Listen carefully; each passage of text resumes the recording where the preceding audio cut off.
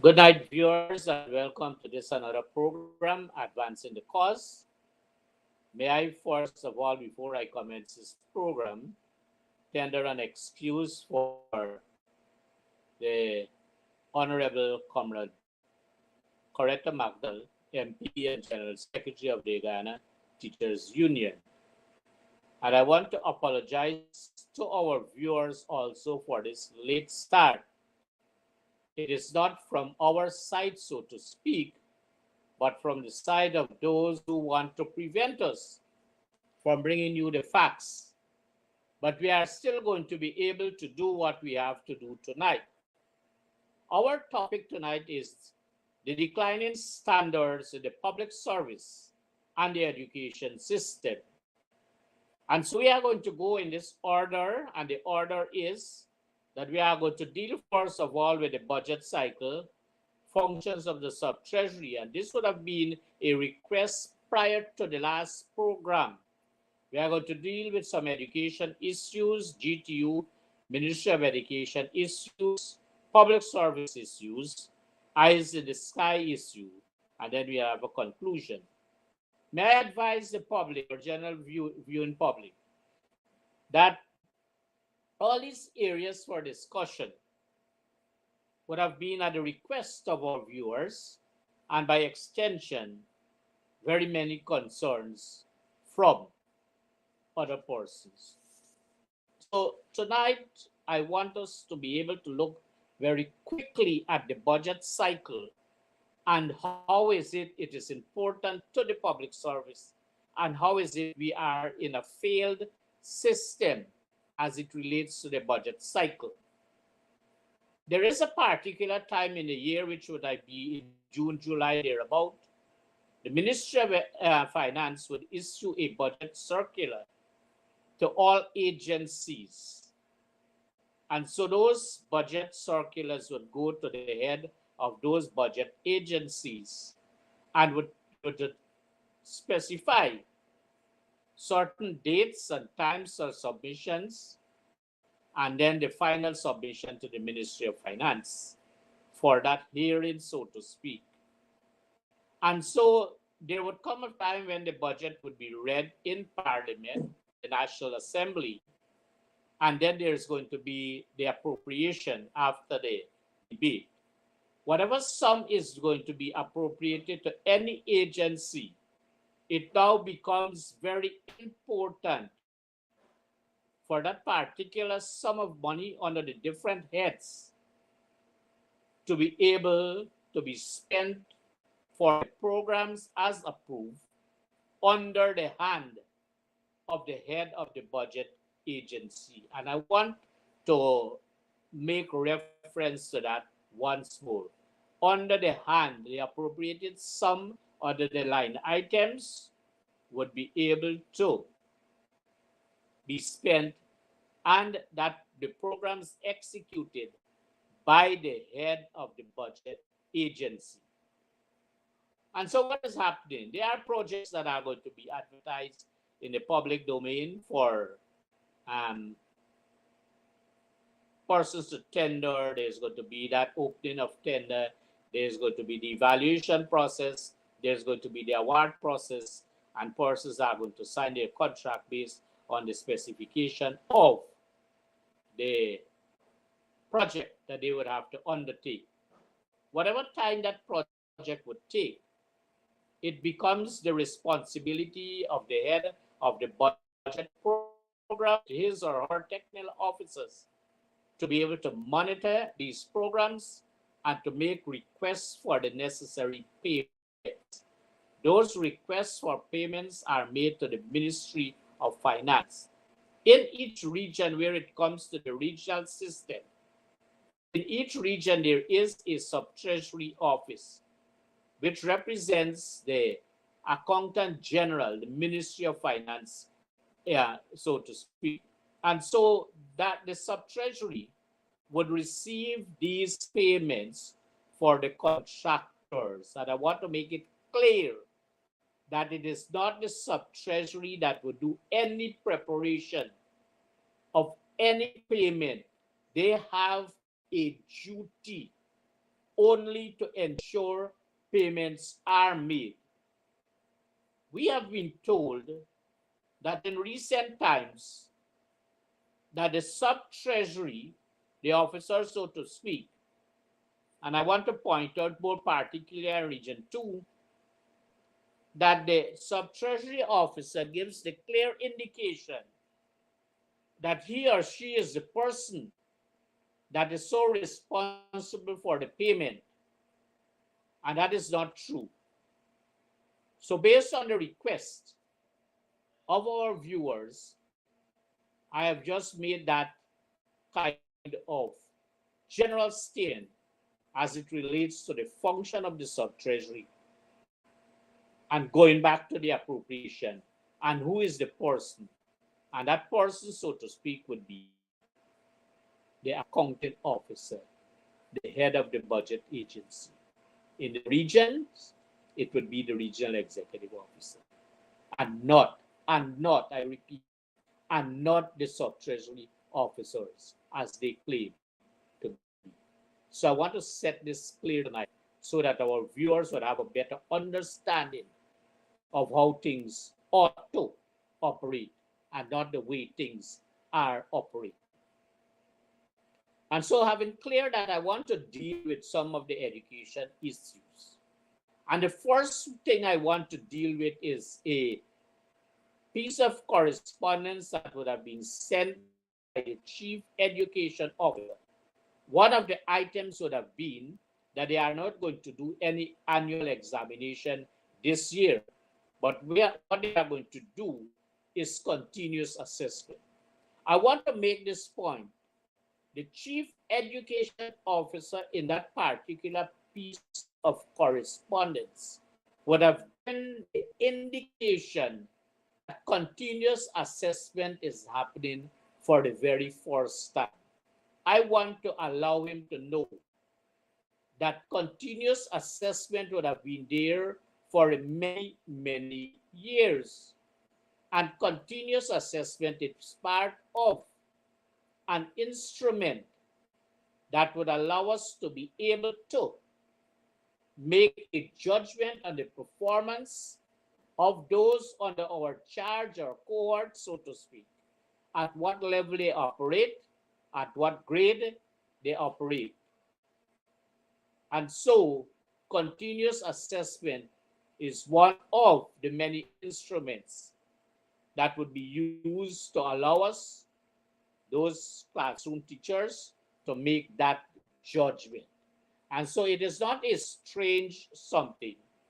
It does not just come to us as the chief education officer would want us to believe. That has been there, and it has been there for many, many years. And it is nothing new. So I want our viewers, our teachers, our parents, our learners to better understand that this is not a new system, that the chief education officer would want to believe that it is now in place for the very first time. So I want to rid that misconception in the Ministry of Education. The second point I want to make on education, and this again I said early on, that these pieces of information come to us as we host these programs. People are eager to send their information to us, reliable sources, credible sources. And so we are summarizing these things and giving it to the public. So another thing of concern in the education system, and these are all declining standards in the education system, is that big payments are made for the cleaning of school compound, health facilities, public facilities. And the necessary is done. There is a contract that would have been signed or will sign When that contract is signed, it would appear as though the work is being done, but not done. But the submission of claim is made through all the different phases, and whoever is the head of that particular institution or government agency would so sign off as though work would have been done, which was not true. And so the necessary signing off would be done at the different levels, payments would be made. But lo and behold, things happen. And when these things happen and there's a check, physical check on the ground, those particular government places for whom payments would have been made for, and you check, there's nothing to clear or clean. There is no grass, there is no shrub, there is no tree, there's nothing there. It is as the earth, so to speak, whether earth or sand. And therefore, we have to be able, somewhere or the other, give an account. Let them give this as a declining standard in our accountability system. Payments are made. People receive money for work that is not done, but claims are made. Here again, I want to. Where is the Auditor General representatives in these regions that are allowing such things to happen? Payments being made, contract being signed, and nothing, absolutely nothing would have been done. And therefore, this here is a clear indication of a declining standard. For a number of weeks now, and this is the third point I want to make, our teachers, generous as they are, polite as they are, hardworking as they are, would have embarked on an instruction given to them by the Guyana Teachers Union to take strike action. And they would have done that. But the officers of the Department of Education are asked, because some of the officers from different regions would have indicated to me that they were asked to do greater scrutiny of all the absence return that would be submitted to them. They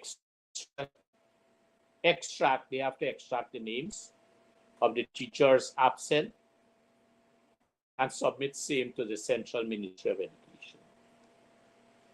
If this is not targeting, if this is not profiling, then say to me, let the Ministry of Education say to us, those of us who are hosting this program, all the viewers of this program, all our teachers, if they are going to that level of scrutinizing those absence return, extracting the name of our teachers who are absent, submitting it to the Central Ministry of Education for whatever action they want to take, which can't happen, then that particular situation is tantamount to profiling and labeling our teachers, our hard-working teachers.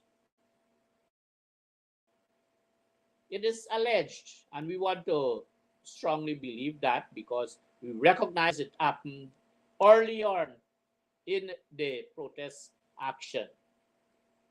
That some, and I'm saying again, it is alleged that police officers are visiting our schools, making a list of our teachers who are not there,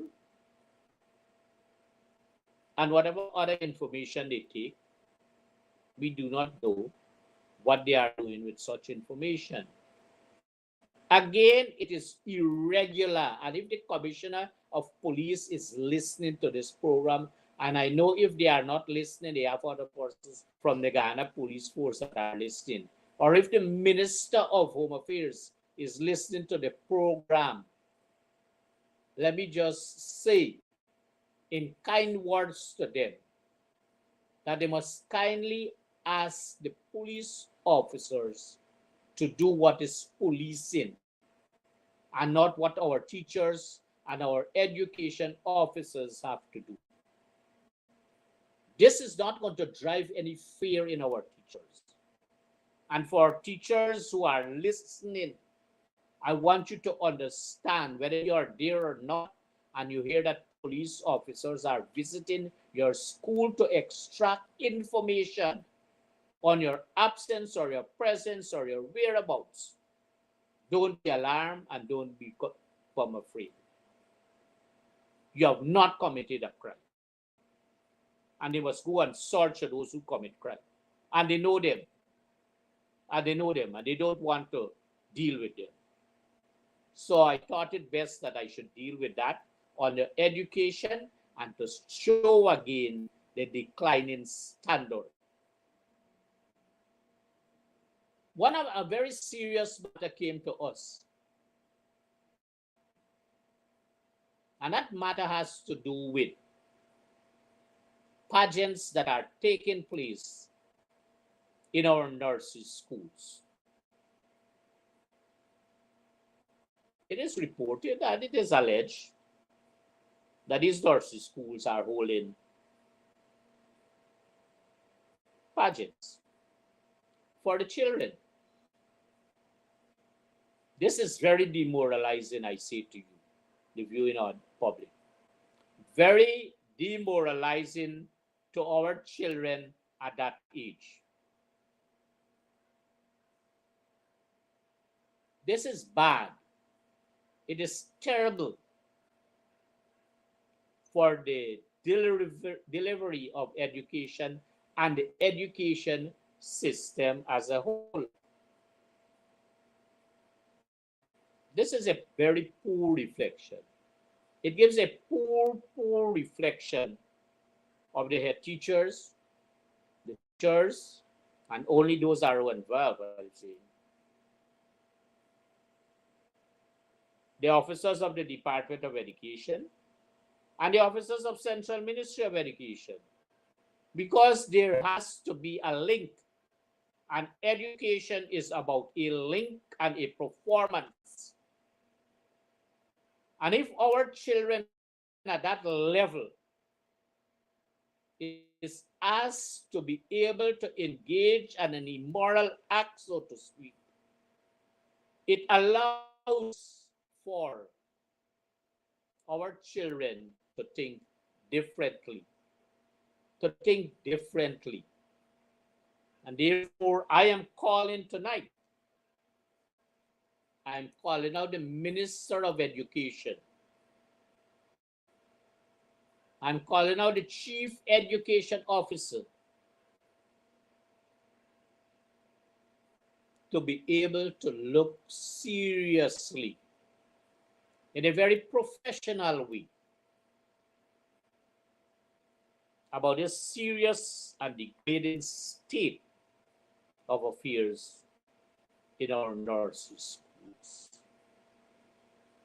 Parents, I urge you, if any of these are to show their head in your school, you must be able to put a stop to it immediately. Because do not allow the children of nursery school to get into a pageant in an effort to generate funds for the school. This government, the PPP government, they are the people who boast about billions and millions and trillions of dollars that they spend in the education system. Yet, lo and behold, our children at the nursery level are asked to be engaged in pageant as a fundraiser for the nursery school. What a shame and disgrace to this education system. I speak with very many officers who once served as either regional education officer, assistant chief, deputy chief, and even chief education officers. And in our discourse, when these things are raised, all that we hear is that there is a total shame and disgrace of what is happening, despite the fact they boast about these millions and billions of dollars that is spent on the delivery of education in this country. And we have to bring a halt and stop to that. I want to make the point now about, and I'm dealing with, this is another form of declining standards in the education system. And it has to do, and this is alleged, that persons who are seconded serve as head of centers and other support staff at these outlying CPC centers are woefully underqualified and woefully and totally inexperienced to manage these centers. And they do not have a speck of experience in administration. But because to where they belong, whatever political party, where friends, families, and favorites are considered, they are the ones that are being considered. But that consideration is allowing this education system to go in a mode of decline. And we cannot blame the level of our teachers when they get there in the classroom, because the head of center and all those who might be attached to these centers to deliver that particular those curricula may not have the ability to do so. And our teachers in training would have a difficulty when they go on teaching practice or when they become that full-fledged trained teacher in the system. And so there is time for us to be able to look and to be able to resolve this level of recession, this level of backwardness, so to speak, that has been permitted in these teachers' training centers across this country. The performance of these centers is dismal. And some people would have said to me that it is at zero rated. And when it is to that point, in administration, so to speak, and because that administrative level is zero rated, and it is at no point, so to speak, then those cohorts that are coming out there would have a very difficult way in which they are taught to deliver the education system. And so again, I call on the authorities. And mind you, they have so dismantled the structure that was there. That structure that allowed for a feedback, because they do not want to account for their stewardship, and not the teachers or head of centers, the Ministry of Education as a whole, as a whole, they do not want a Concordist church. And so we need to call to account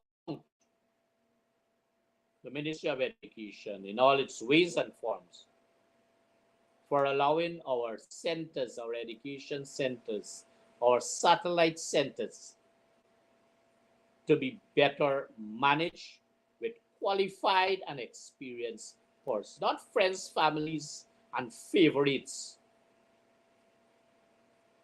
of those who are in charge now. That is not how education is run and managed.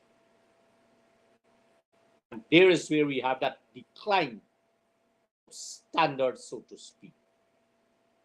I now turn my attention to, and again, these are situations in which people ask us to speak about the school board secretariat.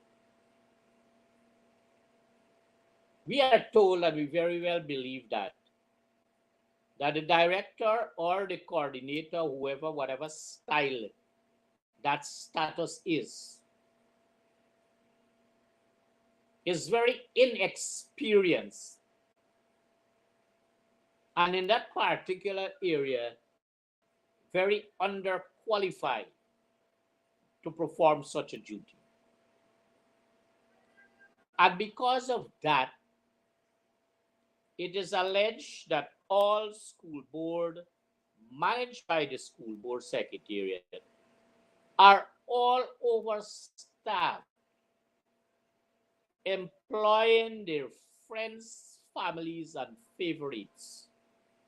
And we are told, and we very well believe that in cases where no vacancy exists in these school boards, in these schools that are managed by boards, so to speak,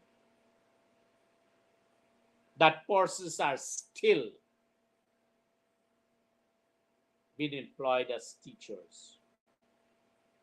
And there comes the overstaffing. There comes the overstaffing. And it is not good for us, because the more you have overstaffed schools and some that are understaffed, that imbalance is not going to allow for equality of quality education in the system that we want. That is the desire of the people of this country, but it is not of the desire of those who now manage the education system. And so there's poor management, there's poor performance of these schools. And I will be happy if they can do an evaluation, both of teachers' performance and the performance of the students that are writing different levels of examination, grade 9 and the CSEC, and even the CAPE. And make that comparison and see the billions of dollars that are being spent and what are the results. Taking into consideration the resources that they get, taking into consideration the overstaffing and the filling in of those vacancies by their friends, families, and favorites who have no speck of experience or qualify in such a way to be able to manage these schools. Hence the results we are getting. And we need to take a strong look at this very important issue of the day. It is alleged, and I want to repeat, because they look at these programs or words and phrases that use in an effort to chastise you.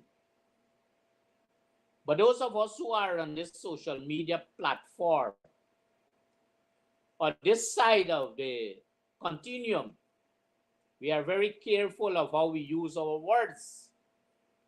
And so I say again, and I repeat, it is alleged that the director or the coordinator of the school board secretariat was sent on an indefinite period of administrative leave.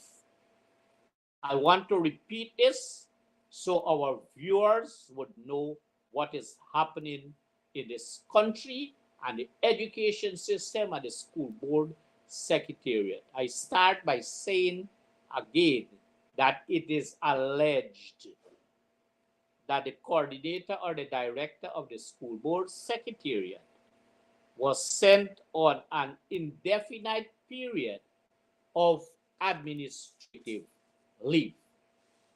Further, it is alleged, and again I say it is alleged, that such decision was taken to send the director or the coordinator of the school board secretariat on this indefinite period of administrative leave because of a letter sent by someone from the school board secretariat to the Ministry of Education. They have to find out that, and they know it is true. Further, it is alleged that this person crashed a state vehicle belonging to the Ministry of Education. And this is like a bullshit that you put. Further, it is alleged that this person is out of the jurisdiction. This program tonight and all our viewers, I know, are supporting this call. We are all calling for an independent investigation in the things that I would have just revealed as being alleged, and the findings of these investigations be so made public so that we know what is happening in our school system. Again, this is a point of declining in the standard of the education system, and it is wreaking havoc on so many things where we spend, again I repeat, billions of dollars that they boast about. There are a few documents I want to quickly share with you, and these documents are I'm going to share it very quickly. I'm going to give a summary of these documents. There are 4 documents before I move to GTU and the Minister of Education. Document number 1 would have been sent a letter to the Public and Government Affairs Manager, ExxonMobil Guyana Limited. And it is a request for collaboration and support for World Turtle Day observant 2020. It has gone. But this CEO here cannot differentiate between what would be activities and what are activities. And so page 1, he has activities. And page 2, he has activities, activity instead of activities. And he was so bold enough to say that the 23rd of May 2024 would have been a Monday. If you check your calendar, and if your calendar is the same like mine, and I always have a correct calendar. I'm sorry for that. I was holding the paper in my face just so. I regret that.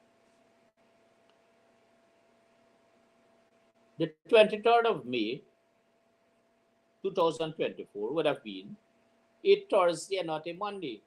And he's writing to ExxonMobil. What manner of man is this? How is it ExxonMobil is going to think about our education system?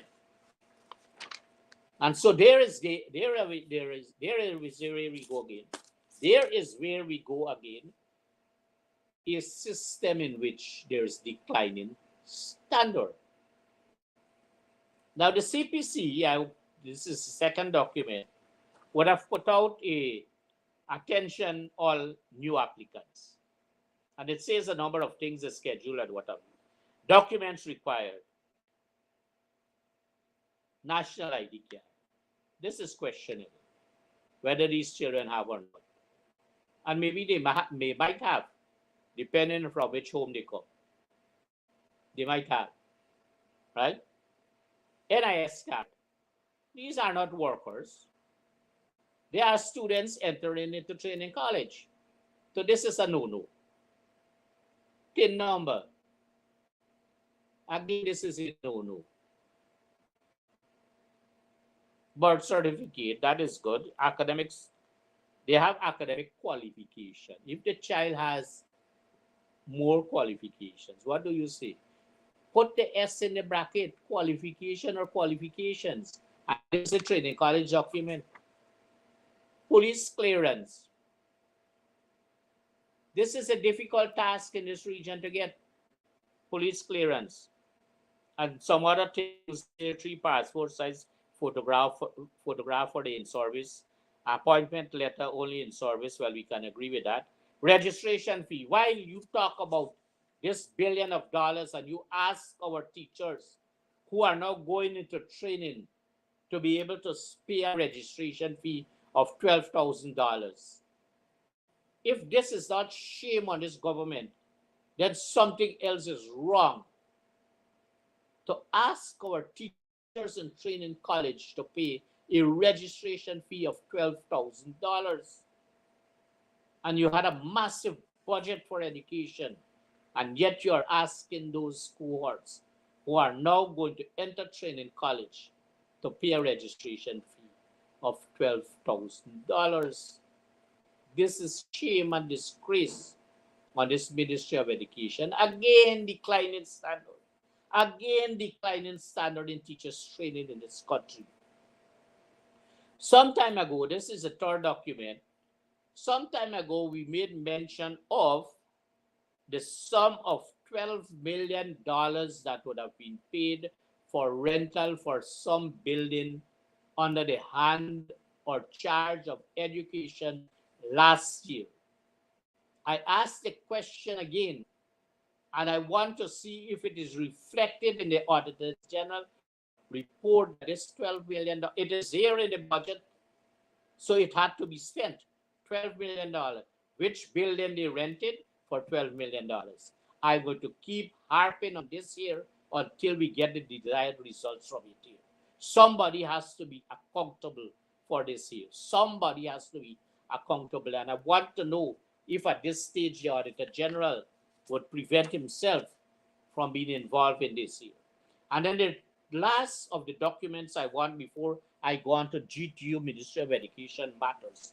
The last document I want to speak to is this document that I have before me here from the Chief Education Officer, who is advising and instructing education officers, cadet officers, seconded officers, that this is in Oloto, that a number of vacancies within the Ministry of Education had been advertised by the Public Service Commission. The closing date is such and such a date and what have you. All officers are encouraged to. This is the story in this matter. This gentleman, the Chief Education Officer, and I have the document, so they can't doubt, and they can't take me to court because I take the document to court. He wrote that letter, that document, that piece of correspondence using the Public Stroke Police Service Commission letterhead. If this is not an indictment in the Ministry of Education, then what is an indictment? If this is not declining standard in the Ministry of Education, what is declining standard? Where are we going with education? This is not it alone. So he used that, and I bring it to your attention. There is a particular DEO in some one of the regions of this country, and this information come to us. These pieces of correspondence also come to us. The DEO 1, and there was that advertisement for DEO 2 for them to be interviewed and appointed. But this DEO 1 would have indicated and boasted that she has a relative, close relative, maybe an aunt, who is a member of the Public Service Commission, and that her position for the DEO 2 and what is the viewers to know, to understand, and if our education officers, I know some of them are listening, to take note that this DEO1 is boasting that her appointment is sealed and signed because she has a relative who is a member of the Teaching Service Commission, and that person would make that arrangement for that DEO1 to be promoted to DEO2. I am again saying that this is discrimination and a total decline in standards in this country. And therefore, we have to take a serious look at that as we go on. I want to quickly touch on the Guyana Teachers Union Ministry of Education. Those talks are at a standstill or stalemate, but tomorrow there's going to be, I want to make this announcement, an important gathering at the Ministry of Education headquarters in Brickdam, where our teachers are going to be there in an effort to have their further strike action. And I am kindly asking at this stage that all heads of education institutions in and around Georgetown, staff of these institutions, former GTU members and teachers, members of other unions, parents, and all other Guyanese, I'm kindly asking on behalf of the Guyana Teachers Union that you so present yourself there to show the solidarity for teachers and to so claim what is so deserved at this time and stage in an oil-rich country with our poor teachers, making any comparison with any of the Caribbean countries, CARICOM countries. Our teachers are receiving far less. And I think that somebody must be able to respond to them. And therefore, that strike action tomorrow, that we should go there, we should show our solidarity, and we should continue to be with our teachers, because they need more of what is there in the treasury of this country. From all appearances, the entire Ministry of Education team go to the table without any mandate and cannot make any decision. This is a sad situation that functionaries of the Ministry of Education are placed in such a position that they go to represent, but they can't make any decision. That is disgraceful, it is shameful, and it is not telling well on the functioning of the Ministry of Education. Declining standard again. Declining standard. The Ministry of Education has allowed itself to cause our officers there to lose high level of professionalism.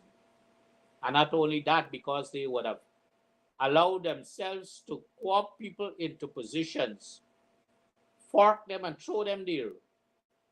They cannot be the professional person because they did not seek to find themselves there because of their level of qualification, experience, or professionalism. And so I want to make this point. I noticed that the Ministry of Education team appeared to be rather, an 80-year-old person there on that team. And I want to ask the question. This question is not my question. This observation is not my observation. These are things that we receive. The question is, what is the role of this 80 years old person on the team? And so this is a question that we need to answer. And so I want to close here because I have a few points to make. I want to close on these two matters. Well, very quickly, I'm going to summarize them. I'm going to summarize them in the 7 minutes that I have. One, That is gold scholarship that they are offering. I'm saying that is a total falsity in this country. It is a waste of time. It is a waste of money. These programs and institutions that they do these courses are not accredited. These courses are not accredited. These institutions are not accredited. So my advice to them, since they are wasting millions of dollars, maybe billions of dollars, let them pour that into our university and make our university what is it should be in this the 21st century. They continue to starve this university from funds and resources, but they are pouring that into the gold scholarship, billions of dollars. And when you qualify those people, and again, let us do and take the facts that the persons who are being selected, that those persons are selected on a discriminatory aspect. Their friends, families, and favorites. And don't forget that the university by itself is accredited. All the faculties, all the facilities, all our lecturers, and every single thing they are all accredited. So there is no need for you to harp on accreditation. RATS, next point, this is public service, declining standard, declining standard. RATS at the Western Regional Hospital, running on the patients there. Most recently, they put poison, rat poison, and I'm summarizing, rat poison to kill the rats. The rats all, they are all dead all around the hospital, in the gutters, in all the cupboards, what have you. They are smelling, and that smell is now affecting all the patients and the newborn babies. It is affecting all our nurses and our doctors, and this is the system that they have. But don't forget they are spending billions of dollars and they boast about it in the health sector. But when the coalition was in government, we had a system not as perfect, but as good as based on what we had, the resources. If we had those resources then we'd have been able to do wonders. But at the time is coming when those resources are going to be made available to us the next round of time in this country. And don't forget again that this has to happen because I understand the head of administration of this region is a secondary school dropout. And not only that, he's a man who writes letter to himself, complaining about others to himself. Well, he's in that region now, and I work there as RU. So every day I receive information about what is that. Every single day I receive information from all 5 programs in that region. So there's nothing that they can hide. Amphibious, the third point, amphibious machine. They boast today, the Minister of Agriculture, I don't know his name, I don't care to know what is his name, that they are putting amphibious machine somewhere, some part in this country, some region. But I want to set the record straight. He would have given an indication it is the first time. It is not. Under the astute and dynamic leadership of Lyndon Forbes Sampson Burnham when he was president of this country, he ensured that 3 regions receive amphibious machines, Region 3, Region 5, and Region 6. And those persons who are in these regions can now say to you what they would have received. And this boasting about the first time, I'm correcting the records, I'm correcting the history, I'm correcting the things that are misleading in this country. And to say that these amphibious machines would have been there for a very long time. Gifts and grants, I want to touch quickly on that. Gifts and grants, I want to say to you, every piece of equipment or money, whatever sum would have been given to any person in this country, it is state property, it is asset of the state, and it is not the PPP money. It does not come from Freedom House in Rob Street or any of the Freedom House in this country. And you must know when they dole out these sums of money, these machineries and all these things, and they give to you, it is not their money as they would want you to believe. And so that you have to be able to conclude that they are not doing the right thing. I have a few more points, but because of time and because they would have allowed us to be able to start late, I want to make this last point and then I close. And the last point is that there is I don't know what you call it, the Ghana police force, eyes in the sky. But it would appear as though there are particular time when the 15, 20 officers are out there stopping selected vehicles, being in vehicles of law-abiding citizens. And then a rich man and his family and his children pass with heavily tinted vehicle and music. Then the eyes go up in the sky, they don't see them. And all the law-breaking persons, when they pass, they give them a salute or a hands up or a high five, and they go on their way. But the ordinary citizens face the blunt of what is happening with eyes in the sky. And so we have to bring this to bear because there are some people that are suffering in this country as a result of the performance of some of the police officers. Not all, they are good. Some of them are good police officers, but there are some that might be considered very rotten in their performance, targeting persons, targeting people. But I want to urge you to allow yourselves to be able, in closing now, in conclusion, to allow yourselves to be able to have a particular contact with some law firm and do not take anything for granted. Allow the courts of this country to be able to hear, to listen, and so that you can have your justice. Viewers, I am very sorry that we had to cut short this program because early on we were faced with some technical difficulties, not because of our pieces of equipment, because those who did not want us to come on this program. But we are here.